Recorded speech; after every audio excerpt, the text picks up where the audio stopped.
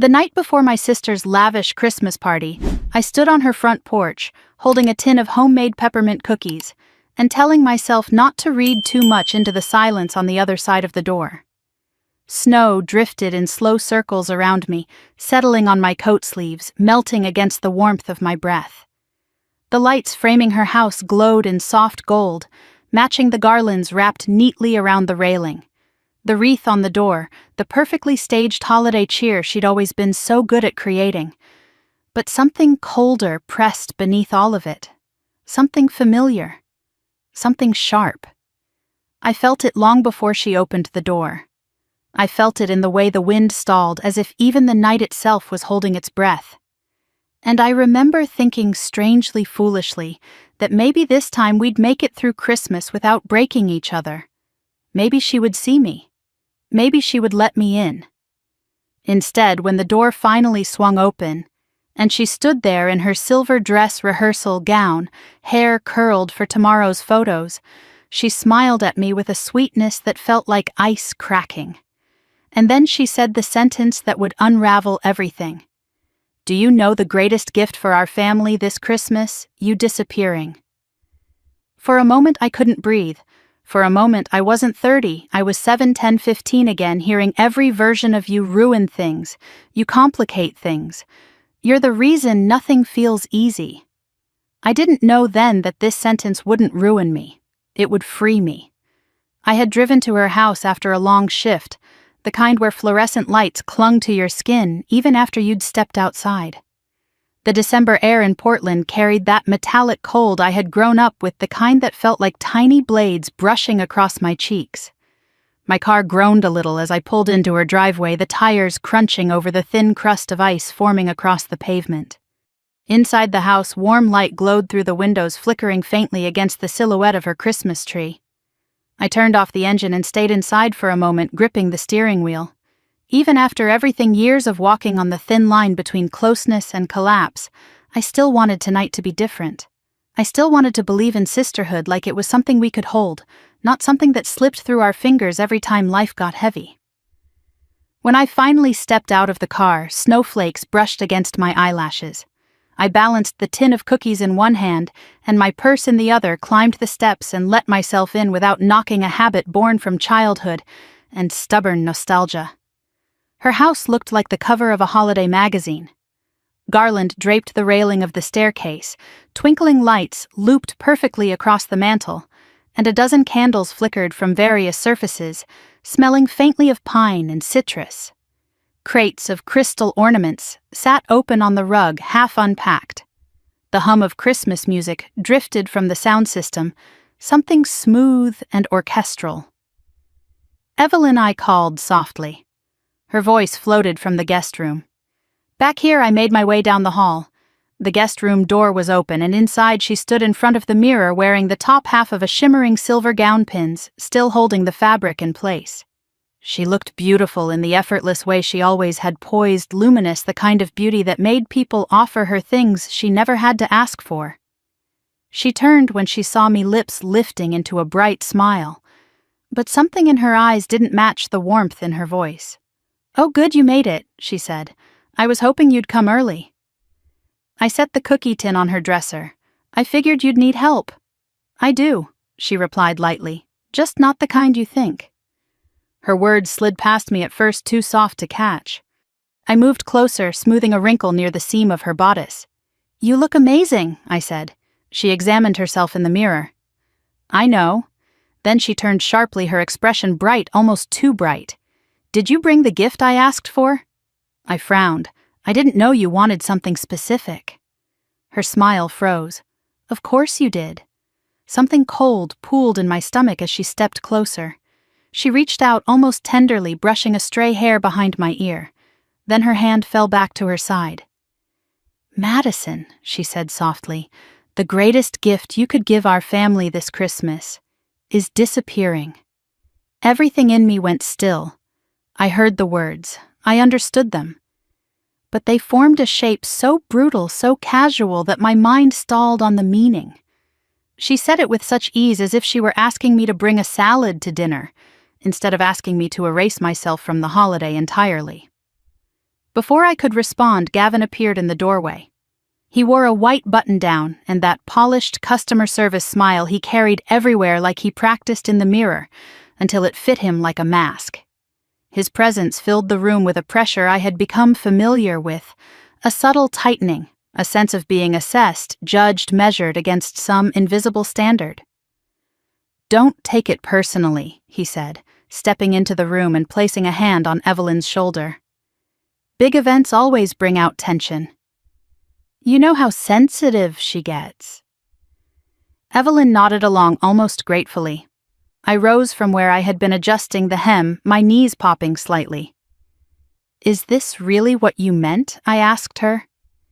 She looked at me the way someone looks at a stain they can't scrub out of a perfect white shirt.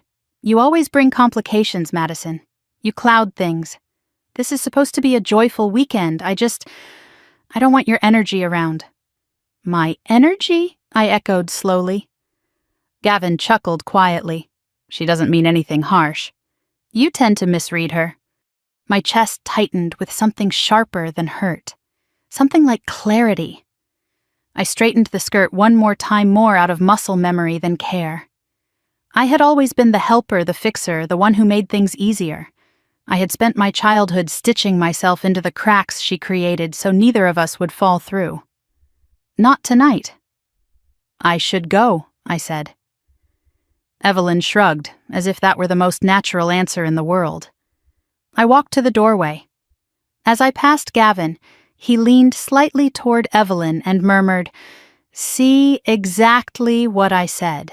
She makes everything about herself." She didn't disagree. The hall felt colder than it had when I arrived, as if the temperature had dropped 10 degrees the moment she dismissed me. I grabbed my coat, slipping my arms into it without bothering to button the front. The house's warmth suddenly felt too heavy, too false, as if every string of lights were trying to hide a rot beneath. Outside, the wind had picked up. Snow flurried sideways, stinging my cheeks as I crossed the driveway. I fumbled for my keys with fingers that trembled not from the cold, but from something breaking quietly inside me. I sat behind the wheel and closed the door. The silence inside the car wrapped around me, thick and suffocating. I pulled my hands away from the steering wheel and stared at the imprints my fingers had left on the leather. The words echoed again. "The greatest gift is you disappearing." I let out a slow, shaky breath. I didn't cry. I expected to. My sister had just sliced me open with a sentence meant to push me out of the one place I still tried to belong. But instead of pain blooming inside me, something else rose, something still sharp and strangely steady. I turned the key in the ignition. On the drive home, Portland's December streets blurred past in streaks of gold and white. Christmas lights glowed softly from storefronts. Families walked bundled in scarves and heavy coats. Cars moved carefully over salted roads. The world felt normal, perfectly normal.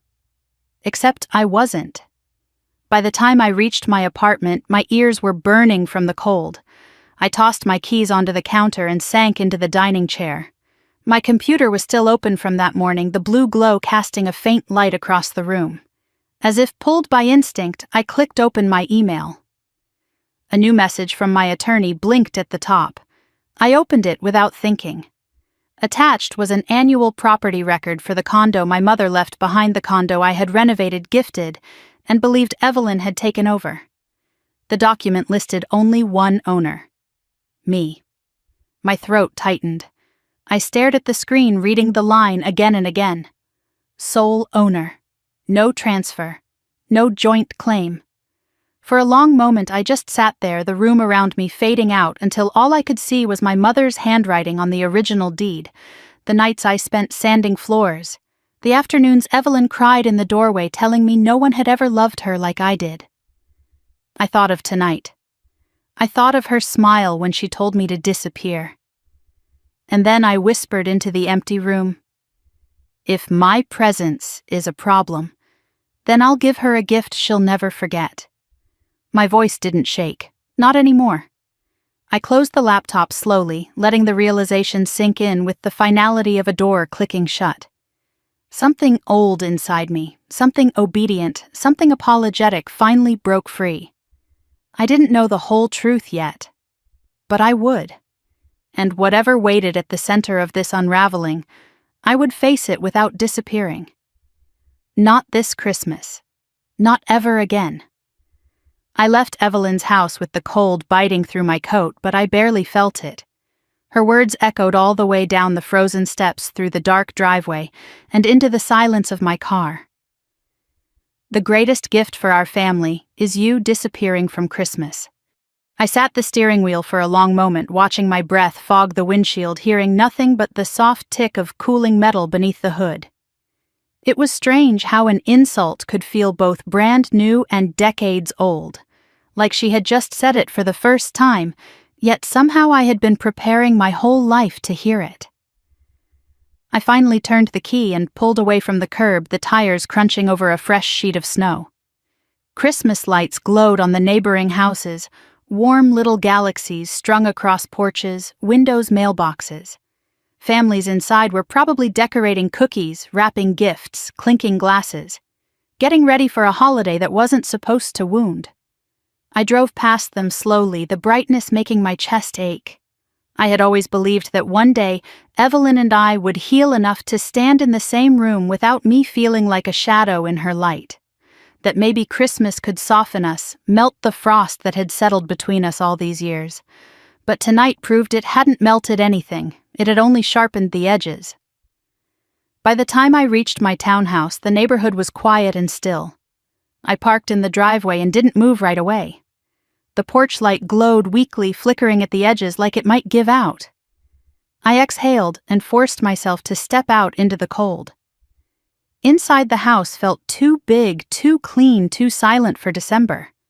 Most people filled their living rooms with pine-scented candles and twinkling lights and stockings. I hadn't decorated at all. I had been planning to spend Christmas Eve with Evelyn, helping her set up the dessert table and floral arrangements for the lavish party she'd been planning for months. Now the idea of stepping foot inside her house again made my stomach clench. I dropped my keys on the kitchen counter and braced my hands against the edge of the sink, my arms trembling from the anger I'd shoved down. Not hot anger, cold, exhausted, decade-old anger. I whispered to myself that I would not cry tonight. I had done enough crying for her over the years, but tears came anyway, blurring the faint Christmas lights outside the window. I wiped my face with the back of my sleeve and inhaled slowly. And then my laptop chimed. The sound startled me, not because it was loud, but because it came from the one corner of my life I still felt in control of. Work, structure, numbers, predictability. I walked to the dining table where my laptop sat open from earlier that afternoon. A new email notification blinked at the bottom of the screen. The subject line made my heartbeat skip. Annual Property Summary, Lakeside Condominium Unit 3B, my mother's condo. The one I had poured 2 years of my 20s into renovating. The one Evelyn had lived in. The one she always assumed would eventually be hers no matter what paperwork said. For a moment I just stared at the email, unable to open it. Something in me resisted, like I already knew the truth but wasn't ready for confirmation. But I clicked. The summary opened in a clean PDF window. I scanned the first few lines. Property owner Madison Pierce, sole owner. No additional parties, no pending transfers, no liens, no shared rights. My throat tightened.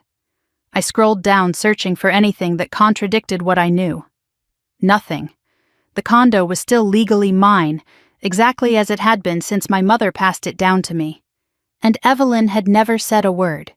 She had accepted my help, accepted the renovations, accepted the keys. But she had never taken legal responsibility. I sat back in my chair slowly. Was this negligence, or had she known exactly what she was doing? A memory came sharply into focus, a conversation from a few months ago. Evelyn had texted me late one night asking if she could borrow a few $1,000s. She said wedding expenses were stacking up, vendors needed payments, and her accounts were getting complicated. I had wired the money without hesitation. A week later, she asked again, and again. The last time I asked her if everything was okay with her finances, she'd grown defensive in that tight, brittle way she always did when she was hiding something. Now I wondered what those complications had been, or who had caused them. I rubbed my forehead and stood pacing the quiet kitchen. Her words from earlier sliced through me again.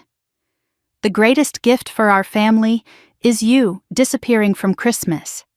That wasn't irritation. That wasn't stress. That was resentment sharpened into a blade. But resentment didn't appear out of nowhere. It grew from seeds someone planted. And I had a terrible suspicion about who had been planting them. Gavin. I tried to replay every interaction I had ever had with him.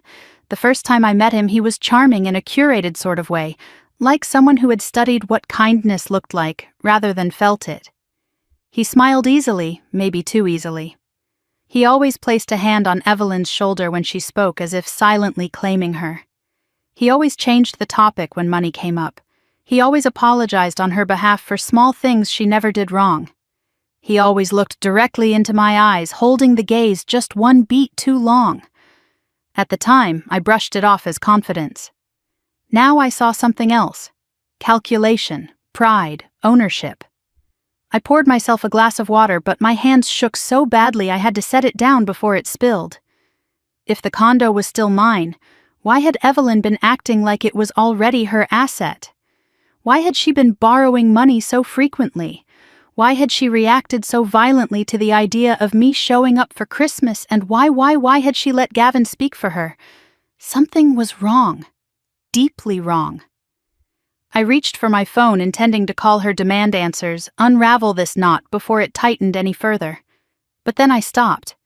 Calling Evelyn when she was spiraling had always been a mistake. She met confrontation with defensiveness. She met worry with accusations. She met truth with retreat. And if Gavin was already twisting her perception of me, a late-night confrontation would only push her further away. I dropped the phone onto the couch cushions and sank down beside it. No, I couldn't talk to Evelyn, not yet. I needed clarity. I needed facts. I needed someone who could see the situation without emotion, because mine were boiling over. My mind drifted to someone I hadn't thought about in months. Ethan Walden, a corporate investigator I had worked with 2 years earlier during a messy internal audit.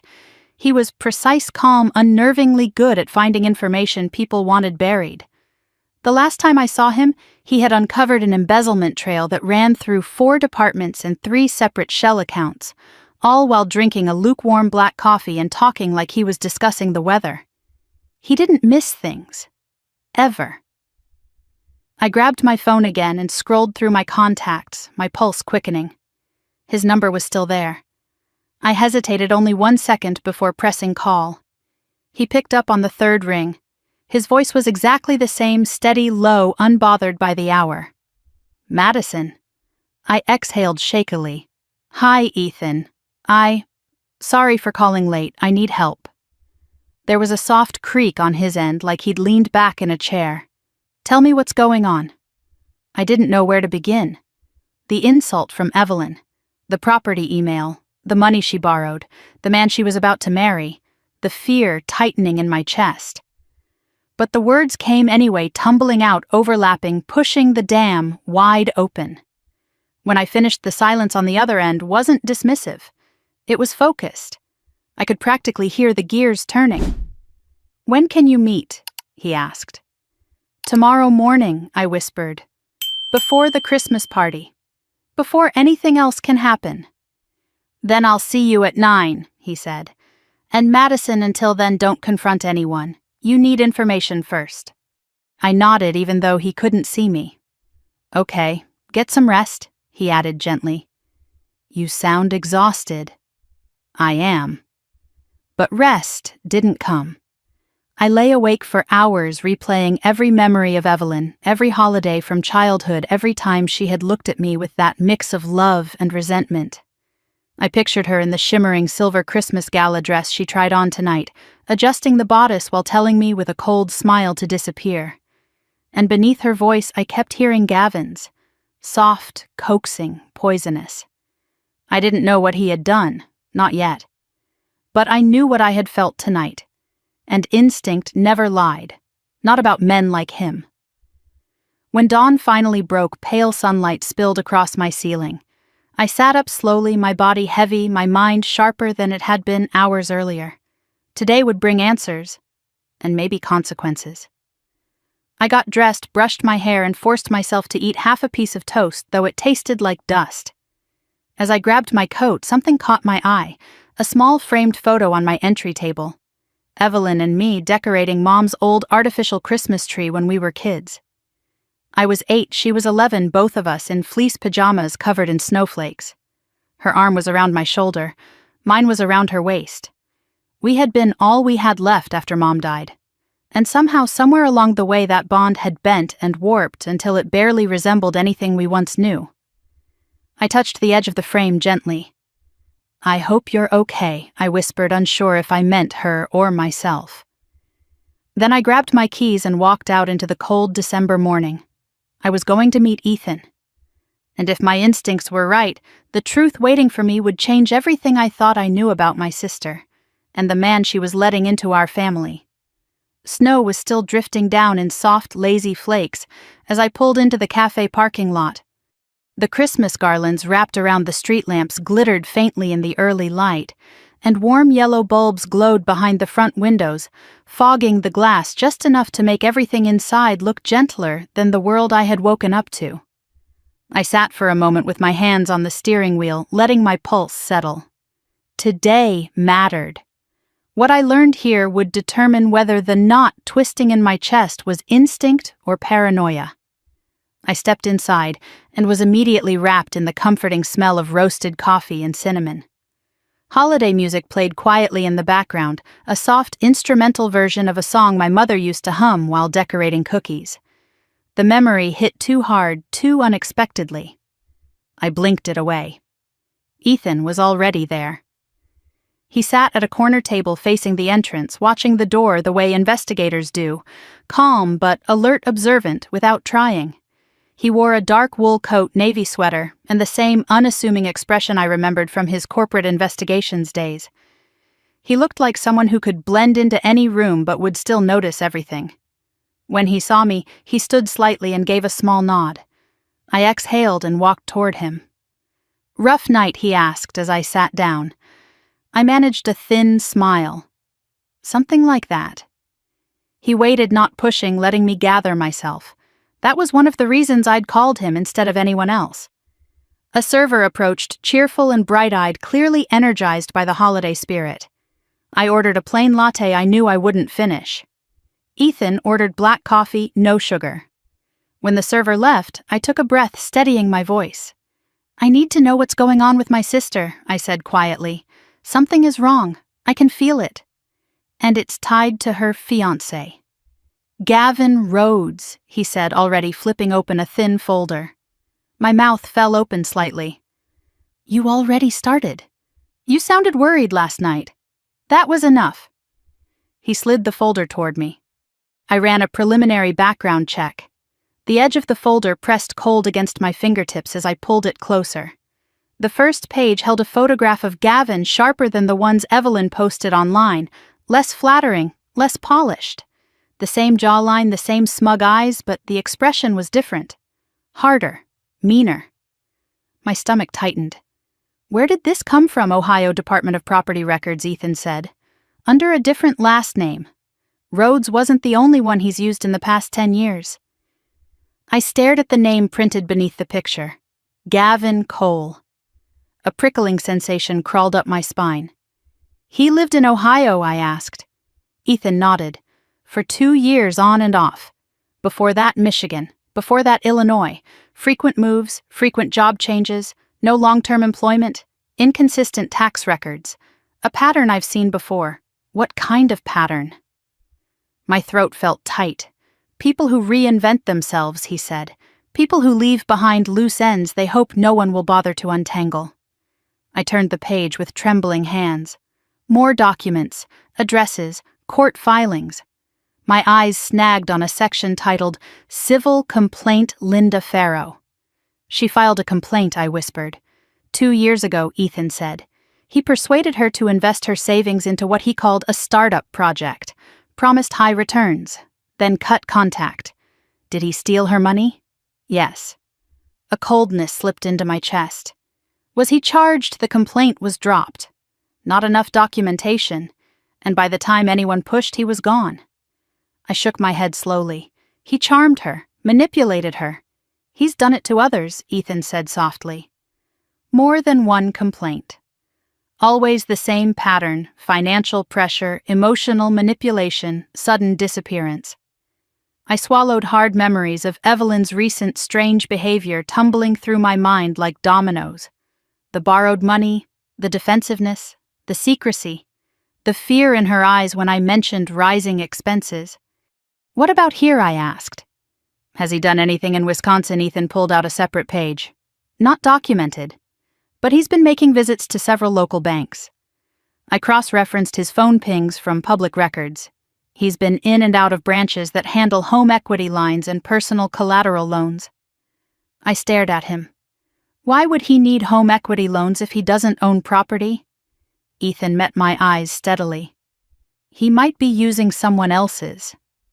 My pulse stuttered. There was only one property in our immediate circle worth anything substantial. My condo, I whispered. He nodded. It's legally yours. But I found signs he's been preparing something. Draft files. Incomplete applications. Nothing submitted yet. I put a hand to my chest to steady the pressure building there. He's trying to use my condo as collateral, but he can't. I never signed anything. Not yet, Ethan said. But if he manipulated Evelyn into co-signing anything under the assumption the property was hers, she thought it was hers, I cut in abruptly. She always assumed it would be hers. Mother left it to me, but Evelyn... She clung to the idea that it was a shared gift, that I would just hand it over. Did she ever mention paperwork, a transfer? Ethan asked. No, never. Then legally he said it's still completely in your name. That protects you, but not her. I looked down at the folder, the pages blurred by the hot sting of tears. She told me to disappear. I whispered more to myself than to him. She told me the best Christmas gift I could give was to vanish from our family. Why would she say that? Why now? Ethan considered this carefully. Has she been more anxious lately? Yes. Secretive? Yes. Borrowing money? Yes. Then she knows something is wrong, he said gently. Maybe not consciously, maybe not fully, but part of her senses she's in over her head. The waitress returned with our drinks, blissfully unaware of the storm brewing at our table. When she left, I wrapped my hands around the latte cup, hoping the heat would thaw the numbness creeping through me. What do? I whispered. First, Ethan said, leaning back, you protect yourself. If he's targeting your property, you remove that option. Take it off the table. How? Sell it, he said calmly. Move it out of reach before he can get documentation through. Even incomplete drafts can be used to confuse things later if the right manipulative hands get involved. Sell my mother's condo. The thought hit deep. That place was the last physical connection to her. The tiny balcony, the hardwood she loved, the kitchen she dreamed of remodeling. But I saw Evelyn's face in my mind, pale, anxious, brittle around the edges, and Gavin's voice beneath hers. Disappearing from Christmas would be a gift. Maybe selling the condo wasn't losing something. Maybe it was reclaiming something. I'll do it, I heard myself say. Ethan nodded once as if he had expected that answer. Second, he said, you gather documentation. We're not accusing anyone blindly. We're building truth. I watched him pull a small silver USB from his coat pocket and place it quietly between us. On here, he said, is everything so far. Plus public filings from Michigan and Ohio. You'll need it.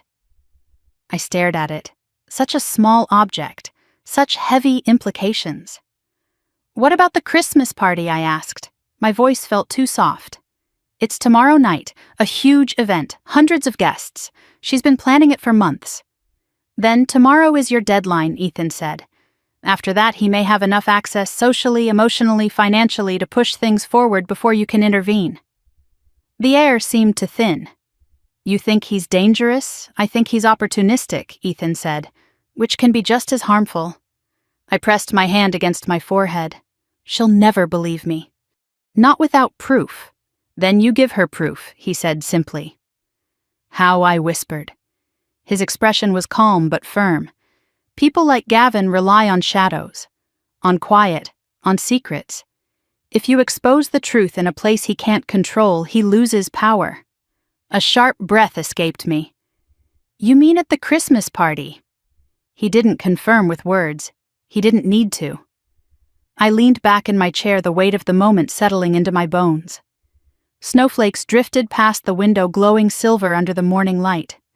Christmas was always supposed to be warm, hopeful, bright. This year it was going to be a battlefield. Thank you, I said quietly, for helping me.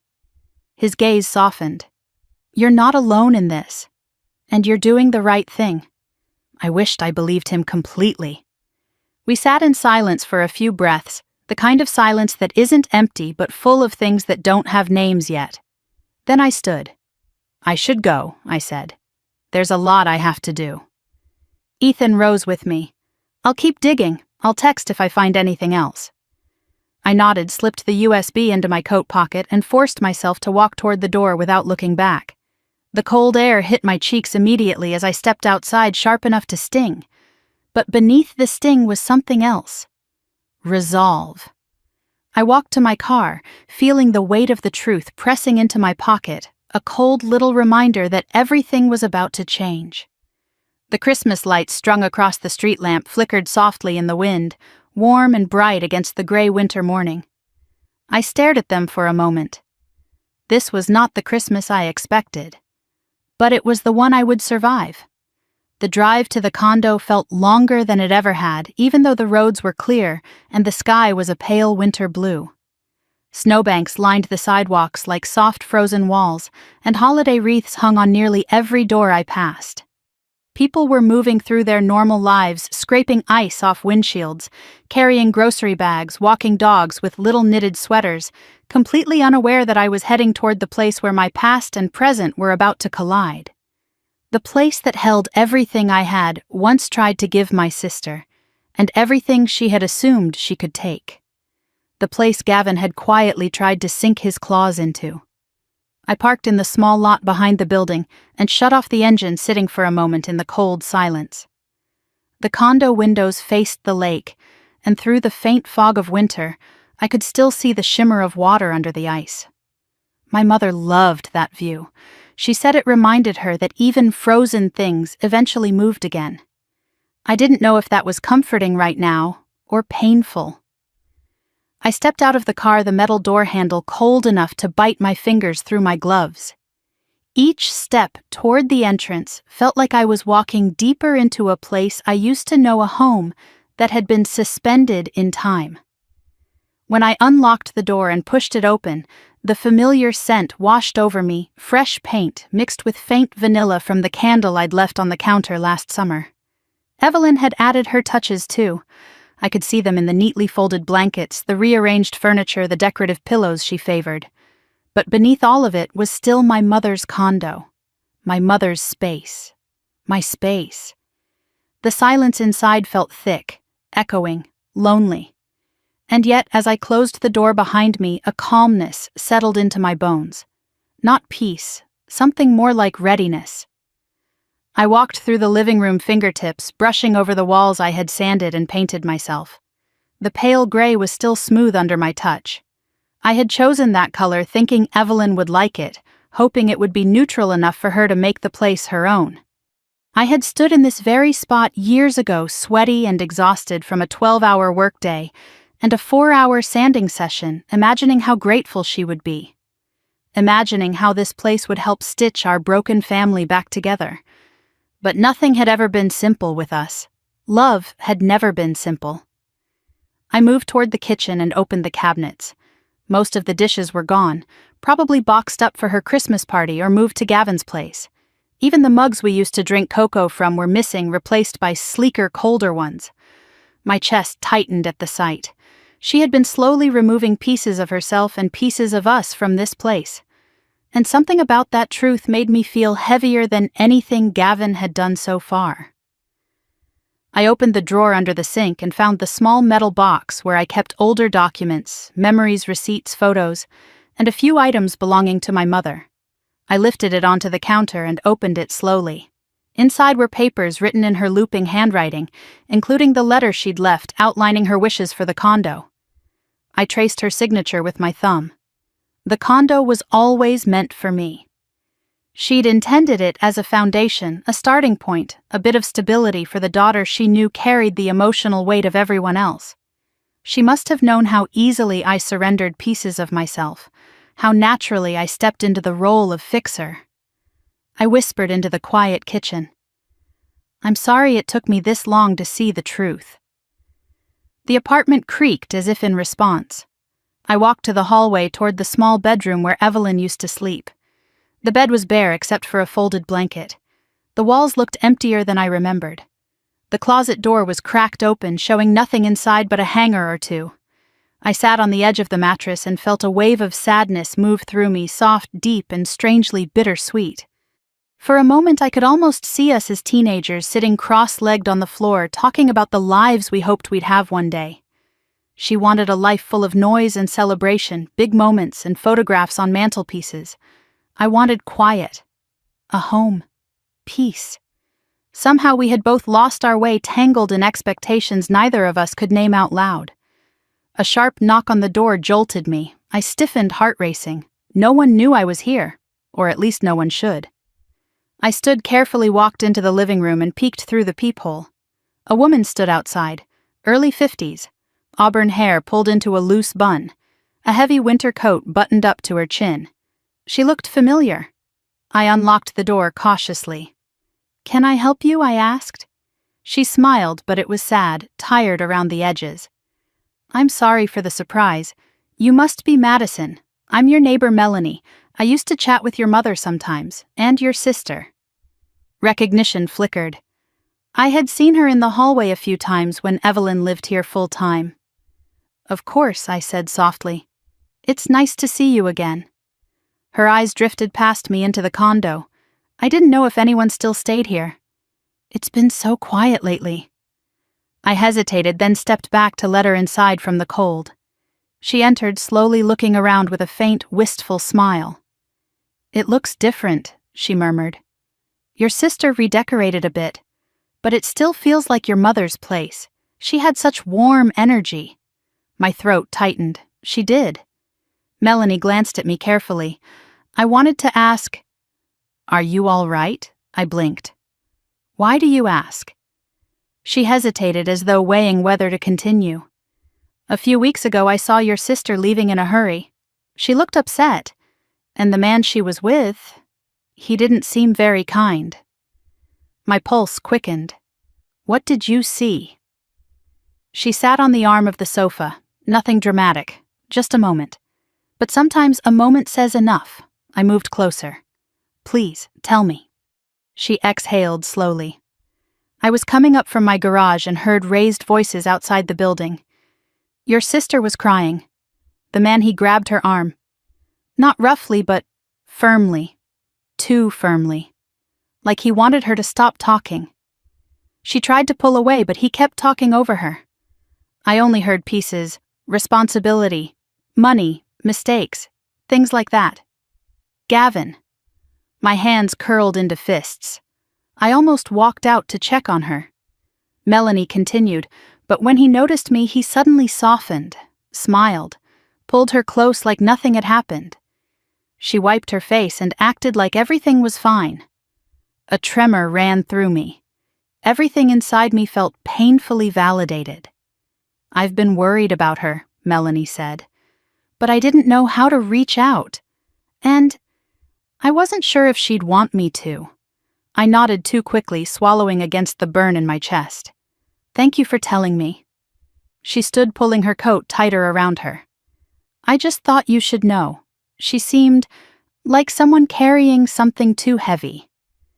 I exhaled shakily. "She is. She doesn't see it yet." Melanie placed a gentle hand on my arm. "Be careful, dear.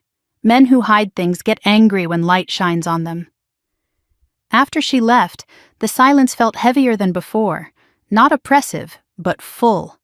Full of truths I had overlooked, full of warnings I hadn't known how to interpret, full of echoes that finally made sense.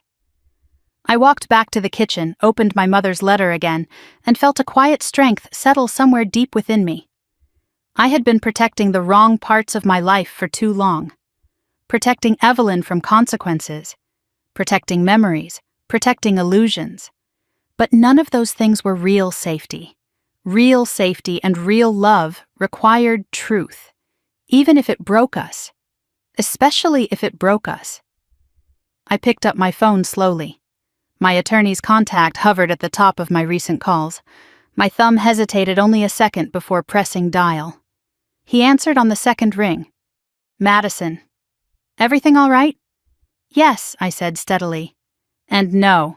I need to move quickly on something we discussed. You want to list the condo, he said. Immediately. Yes, I whispered. I want it off the table before anyone else can touch it. He didn't ask unnecessary questions. I'll start the paperwork. We can have it live within 24 hours, possibly less. Thank you. After I hung up, I looked around the condo again, really looked. The sunlight filtered through the frost on the windows, dusting the room with a pale, ethereal glow. The hardwood floors gleamed softly. The walls seemed to breathe. My mother's presence lingered not in the objects, but in the sense of steadiness she had given me all my life. I whispered, I'm not losing this. I'm choosing something else. I grabbed my coat and keys. As I turned to leave, I paused in the doorway, taking one last long look inside. Not a goodbye, a closure. The moment I stepped outside, the cold wind cut across my face. It should have startled me, but instead it grounded me. Everything I had learned in the last 24 hours had rearranged the shape of my world. But instead of collapsing under that shift, I stood taller. The condo door clicked shut behind me, a small, decisive sound. A sound like truth, sharpening. A sound like resilience. Tomorrow night the Christmas lights would glitter, guests would arrive in their finest clothes, and Evelyn would try to pretend nothing was wrong. But the truth was coming, and there was no disappearing from that. I left the condo with a strange sense of steadiness pulsing beneath my ribs, as if the cold December air had crystallized something inside me rather than frozen it. By the time I pulled into my driveway, the afternoon light had stretched into a dull gold, the sky humming with that heavy silence that always comes before a snowfall. I carried the small metal box of my mother's letters into the house, setting it gently on the dining table as though it were made of glass. Then I opened my laptop and stared at the blank email draft addressed to my attorney fingers, hovering over the keys. I didn't need to write anything more. The decision had already been made at the condo and the listing paperwork was underway. The property was slipping from the past into the future. My future, not Gavin's. Not Evelyn's. Not anyone else's to manipulate. I closed the laptop and let out a long breath, one that seemed to scrape up everything stuck in my chest for the last 24 hours. The house was quiet except for the hum of the refrigerator and the faint ticking of the wall clock. I had never minded silence, but tonight it clung to me like a shadow. I walked to the living room and turned on a lamp, bathing the room in soft amber light. The Christmas lights outside my neighbor's windows glimmered gently warm and festive in a way my life no longer was. My phone buzzed. For a moment I didn't want to look. The instinct to avoid confrontation, to avoid pain, to avoid Evelyn ran deep, but I forced myself to pick it up. A text message flashed across the screen. From unknown number. Are you available tonight? Found something. E.W. Ethan. My pulse jumped. My fingers moved before my mind caught up. Yes, I'm home. His reply came seconds later. On my way. I stared at the message, my mind spinning. Ethan rarely used vague language. If he said he'd found something, it meant he'd uncovered another piece of whatever puzzle Gavin had built around our lives. I turned on the kettle, automatically needing something warm to hold. By the time steam filled the air, headlights swept across my front window. Ethan stepped out of his car, brushing snow off his coat as he approached the door. I opened it before he knocked. He held a folder under his arm and a grim expression on his face. "Hope I'm not interrupting," he said. "You're saving me from thinking too much," I replied, stepping aside. "Come in." He walked inside, pausing to take in the dim, quiet living room. "You all right?" he asked. "I don't know," I admitted, "but I think I'm better than I was this morning." He nodded once, then set the folder down on the table. "You should sit." That sentence alone made my stomach twist. I sat in my usual dining chair, bracing my hands on the edges as he opened the folder. Pages rustled like whispers. I dug deeper into the financial trail, he said, and I checked a few local records that didn't come up in the first scan. "What records?" My voice felt faint. Short-term credit applications, temporary accounts, requests for bridge loans. My breath hitched. "Under whose name, not yours," he said quickly. "But close, Evelyn," I whispered. He nodded. "Partially, but mostly Gavin. He's been using her as a financial anchor." I felt my pulse throb in my throat. "Explain." Ethan slid a printout toward me. "This is a draft loan application he started last week. It wasn't completed, but it was close. It listed collateral assets, projected income, and co-responsibility signatures." The room seemed to sway. Co-responsibility. That means your sister would be liable for any debt if anything happened. Legally, he was positioning her as the safeguard for his own financial risk. My hands tightened into fists. She'd be responsible for his debts. Yes, and he'd walk away clean. That, Ethan said, is exactly what men like him do. The lamp hummed in the silence that followed. I traced the top of the document with trembling fingertips. But he couldn't access my condo. No, Ethan agreed. It was still off limits unless you signed something. But that wouldn't have stopped him long term. He had begun laying groundwork, visits to banks, preliminary talks, casual mentions of shared assets. He was preparing the stage. "And Evelyn had no idea," I whispered. "She was already in deep," he said gently. "Manipulation works in layers. By the time someone realizes they're trapped, they're already tangled." A sharp ache formed behind my ribs. Evelyn may have treated me coldly, may have hurt me more than I wanted to admit, but she didn't deserve this. Not this kind of entanglement. I cleared my throat. "What else did you find?" Ethan hesitated, a rare thing. "There's more, and it's worse." He pushed another document toward me, a photocopy of a check. My breath caught. Made out to Evelyn Pierce, signed by Gavin Cole. Amount $18,000, memo investment opportunity. But what caught my eye wasn't the amount. It was the handwriting in the corner. A signature that didn't match the rest of the check, in Evelyn's handwriting. He said I should sign it before he deposits it. He said it would help us. He said it was for our future. My hands shook so violently I had to grip the edge of the table. "He forged her involvement," I whispered. "Or pressured her," Ethan said. "Both are dangerous." I pressed my palm to my forehead. "He's using her money, her accounts, her name, her trust." Ethan's voice softened. "She thinks she's building a life with him. He's building an exit." A cold wave washed over me, the kind that made it hard to breathe. I forced myself upright. "Does she know any of this?" "No," Ethan said firmly. "If she did, she wouldn't be planning a Christmas party with him." Christmas. The lavish event she had spent months planning. The one she believed would mark the start of her picture-perfect life. The party where she told me to disappear because she thought I dimmed her happiness. She had no idea the man she was celebrating was preparing to strip her life bare. A tightness coiled inside me, a blend of anger, fear, and something deeper. Resolve. Ethan watched me quietly. "You have a choice. Protect her now, or wait until she's too entangled to save." "What would you do?" I asked softly. He didn't answer immediately. Truth is the only thing that breaks manipulation.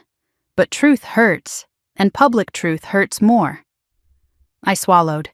"He won't stop unless someone stops him." "No," Ethan said. "He won't." I stared at the documents spread across the table, all the proof, all the patterns, All the signs Evelyn never saw or refused to see. "This is the only chance," I whispered. "Tomorrow, at the party." Ethan gave a single steady nod. "Then we do it smart. We do it prepared. And we make sure every guest sees the truth for themselves." I closed my eyes and breathed. "I'll need help." "You have it," he said simply. The kettle clicked off in the kitchen, breaking the heavy silence. The sound felt almost jarring, like it belonged to a life that had ended an hour ago. I stood and poured hot water into 2 mugs, my hands shaking slightly as I set one in front of him. He accepted it, but didn't drink. He was watching me, not with pity or urgency, but with an understanding I had forgotten existed. "How are you feeling?" he asked quietly. I let out a half laugh. "Like every Christmas song is lying to me." He smiled faintly. "They do that." We sat in silence for a moment, steam rising between us from the mugs. Then I said the truth out loud, the truth I had been circling all day. She told me I was the problem. But the problem was standing right next to her. "She'll see that Ethan said." "Maybe not tonight, maybe not tomorrow, but she will. And when she sees it," I whispered, "she'll break." "She'll heal," he corrected. "As long as she has something steady to land on." I swallowed hard. "I'm not sure I can be that anymore." "You don't have to be everything," he said. "You just have to be honest." The words felt strangely comforting. He closed the folder and slid it toward me. "I'll revise the summaries and prepare copies. Enough for every table. They'll be concise and impossible to ignore." My breath caught. Every table. "You want the truth out," he said. "Then let it walk through the room." I nodded slowly. "She'll hate me." "Maybe," he said. "But she'll also be free. Freedom rarely feels like gratitude at first." Outside, snow began falling again, thin, delicate flakes swirling under the streetlight. The house felt different now, charged with something electric. Something inevitable. I looked at Ethan. "Thank you. For all of this." He stood buttoning his coat. "Get some sleep if you can. Tomorrow will be heavy." I walked him to the door. As he stepped outside, a gust of wind swept a few flakes into the entryway. He turned back once. "Madison." "Yes."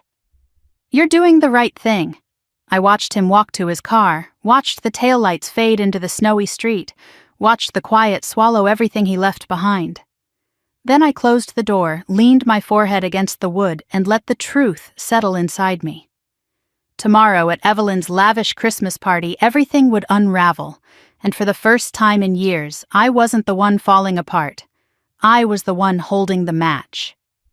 The morning of the Christmas party arrived with a low gray sky and a sharp, biting wind that rattled the bare branches against my bedroom window. I hadn't slept more than an hour at a time. My dreams kept jerking me awake, images of Evelyn smiling through tears, of Gavin's cold eyes, staring at me across a room full of people, of envelopes scattered like fallen snow across polished tables. When the alarm went off, I reached for it automatically, though I'd been awake long before its chime. My body felt heavy, but my mind was clear in a way that frightened me. Clarity meant inevitability. I dressed slowly, choosing a simple dark green dress that felt appropriate for the party, but invisible enough for the storm ahead. When I brushed my hair, my hands trembled slightly, not with fear, with anticipation. The kind that comes when you know your life is about to change in a way you can't undo. I checked my phone. No calls from Evelyn. 3 messages from my attorney confirming the listing was officially live. 1 quiet text from Ethan. "Copies ready. I'll meet you by the service entrance at 5. I read it twice before typing a reply. "I'll be there." Outside, the wind whipped the snow in quick, frantic spirals. I drove carefully, the tires crunching over ice, my breath fogging the air as I waited for the heater to catch up. The streets looked like a postcard, wreaths on every door, lights draped from every porch, red ribbons tied around lampposts. Children ran bundled in puffy coats, dragging sleds behind them. It would have been beautiful if I wasn't heading toward a truth sharp enough to cut through holiday cheer like glass.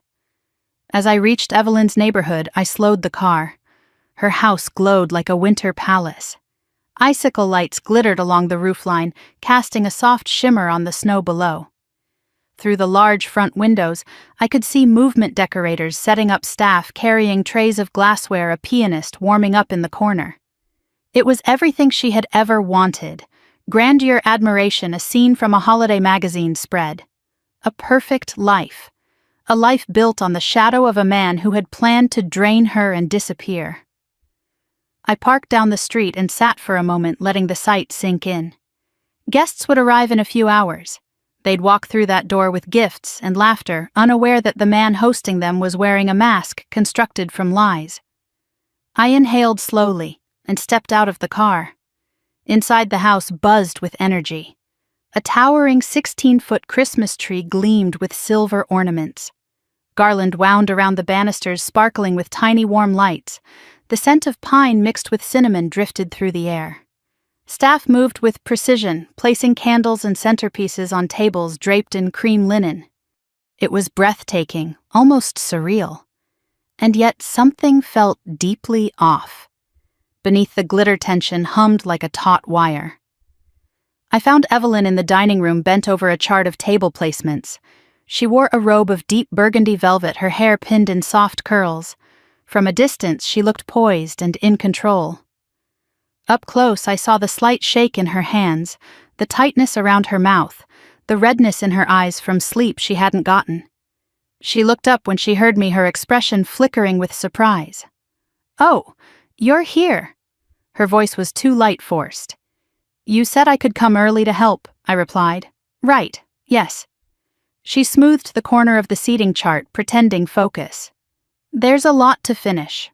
I don't have time for distractions." The word hit harder than I let her see. "I won't distract you," I said gently. "I'll just stay out of the way." Her shoulders relaxed a fraction, not warmth, but relief.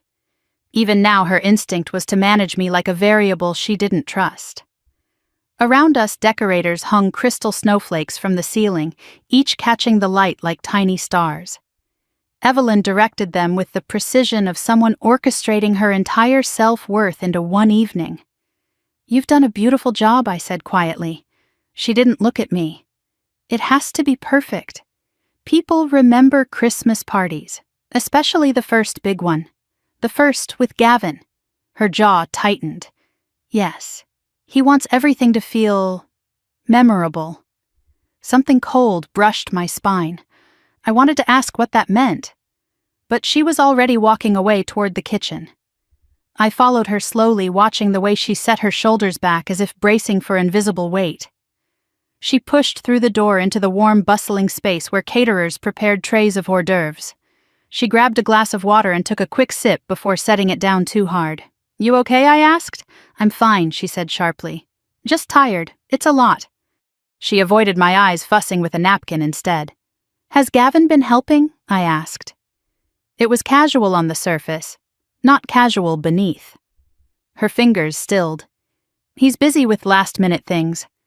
But he checked in earlier." She swallowed. "He said tonight will change everything." A faint tremor ran through my hands. I forced myself to breathe evenly. "Evelyn," she lifted her chin. "Stop, not tonight. I can't handle your negativity or your assumptions. I need good energy before the guests come." I swallowed the urge to push back. Her fear was so obvious now that confronting her would only make her retreat deeper into denial. "Okay," I said softly. She walked past me toward the foyer, calling out instructions to a staff member. I stood alone for a moment, leaning my hands against the counter, letting the warmth of the kitchen sink into my palms. My heart felt too heavy for my chest. I checked the time. 3 hours until guests arrived. I needed air. I slipped through the back door into the cold, stepping onto the patio, freshly shoveled clean. The lake behind the house glimmered under a sheet of ice, the winter wind brushing ripples across its surface. My phone buzzed. "Ethan, I'm here." I scanned the driveway.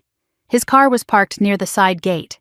The trunk was open just enough for me to see the cardboard box inside, white envelopes neatly stacked, each sealed. truth packaged like a quiet storm. I walked through the yard and met him by the gate. "You're early," I said. "Wanted to go over everything one more time."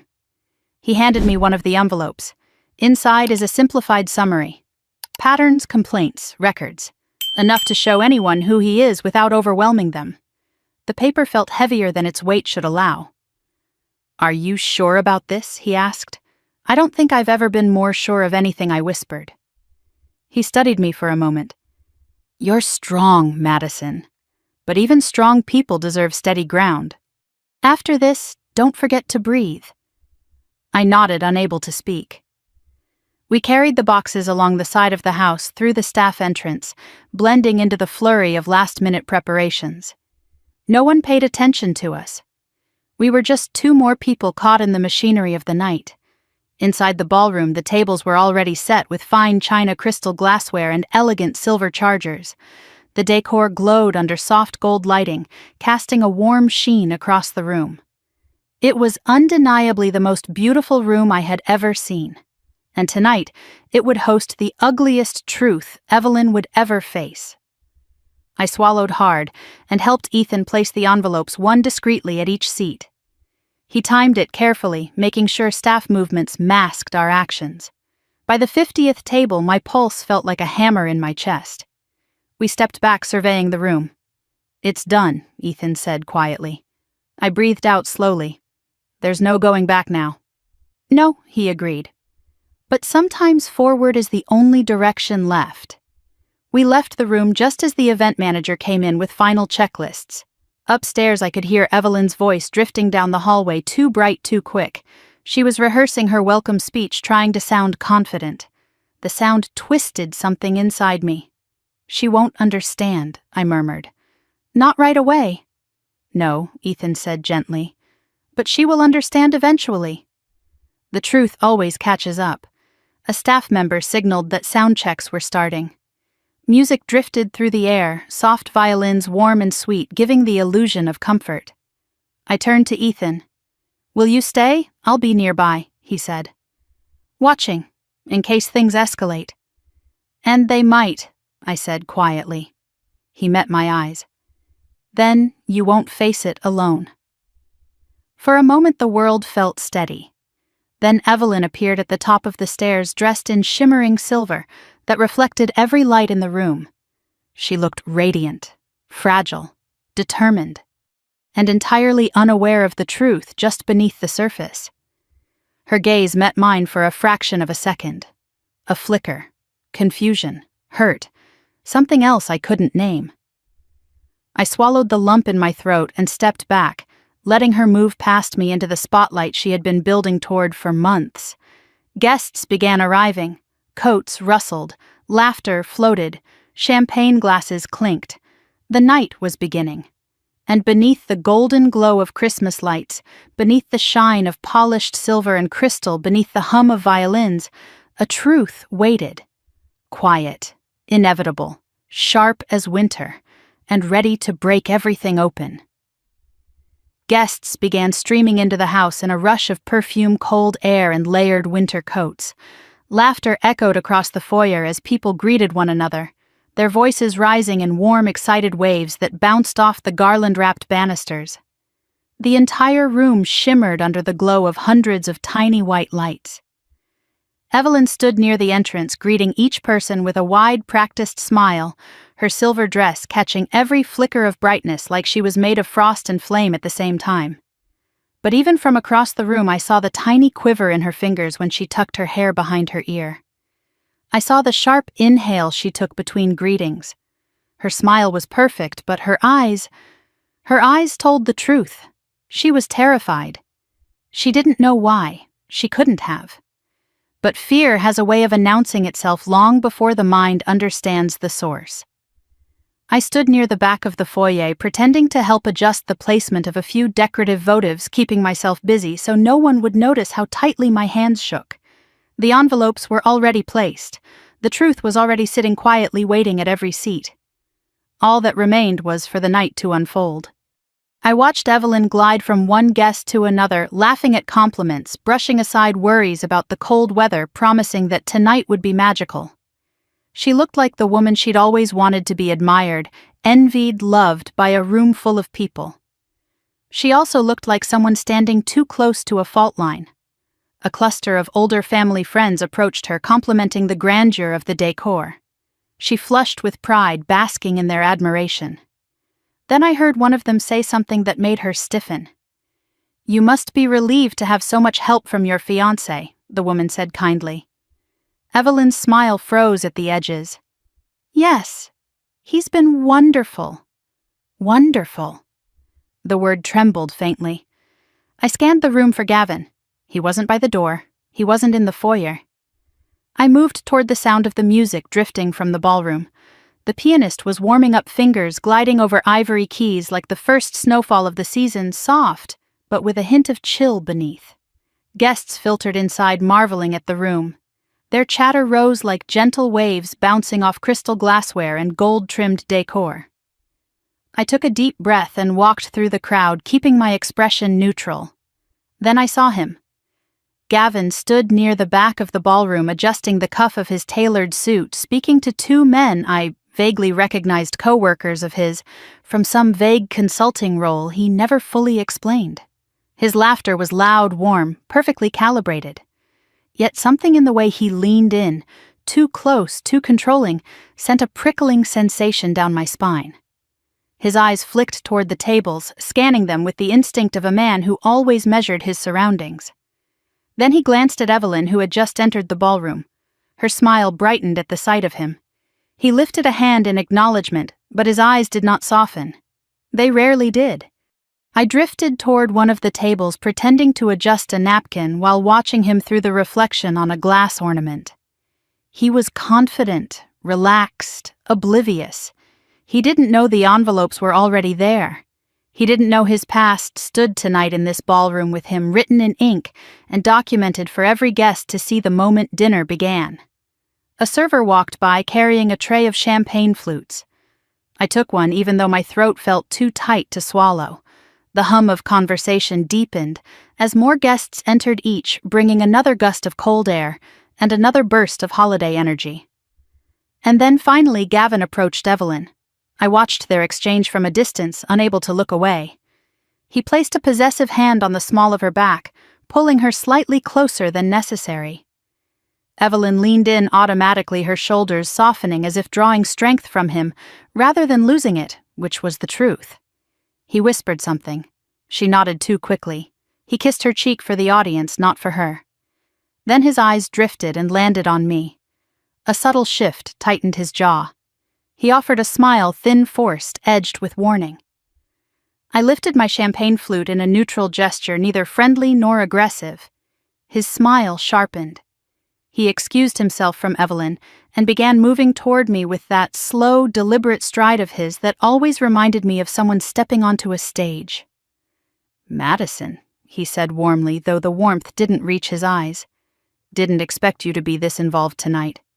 I thought Evelyn asked you to take a step back." I matched his expression. "She asked me to stay out of her way. I'm doing exactly that." He raised a brow. "And yet here you are, hovering." I breathed through the flare of anger in my chest. "I'm simply attending the party." He leaned slightly closer, lowering his voice. "Then do us both a favor and don't ruin it." A cold ripple went down my spine. "I'm not the one who's going to ruin anything." For a moment something flickered behind his eyes. Not confusion, not fear. Something darker, irritation maybe, or the faint recognition that power was slipping. Before he could respond, one of the caterers approached him. "Sir, the event manager needs you at the entrance for the final walkthrough." Gavin exhaled sharply. "Fine." He glanced at me once more. "Try to smile tonight. It is Christmas after all." He walked away before I could reply. I didn't realize I was trembling until I set the champagne glass on the nearest table, the stem rattling softly. I inhaled slowly, pressing my fingers against the cool linen tablecloth until the shaking eased.